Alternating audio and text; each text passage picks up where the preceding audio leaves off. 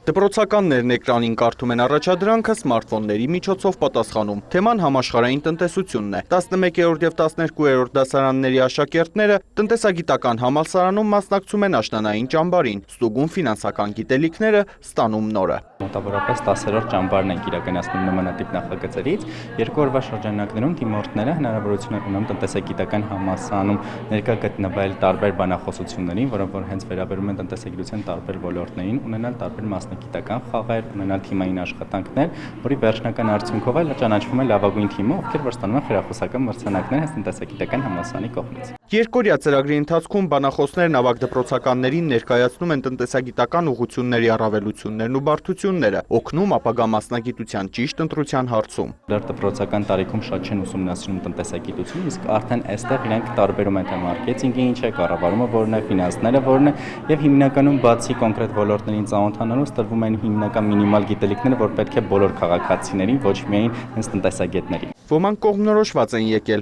ընտրած ուղղության մասին ավելին իմանալու, ոմանք էլ դեռ կամուկացի մեջ են, բայց թվերի աշխարհը գայթակղիչ է թվում։ Դժվարանում էի կողմնորոշվել մասնագիտության հարցում, բայց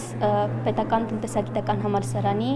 աշնանային ճամբարին մասնակցելուց հետո կարծում եմ արդեն կողմնորոշված եմ։ Ինչ եք ուզում դառնալ։ Ուզում եմ դառնալ մարքետոլոգ։ Իրենք չեն կողմնորոշում, թե որ մասնագիտություն ընտրեն, ու այս ծրագիրը հենց ուղղված է բացահայտելու իրենց համար, թե որ ոլորտն է ավելի իրենց մոտ, այսինքն ինչքան էլ դիմորդների պակաս տնտեսագիտական համալսարանը չունենա, ավելի շատ սա ուղղված է աշակերտների ճիշտ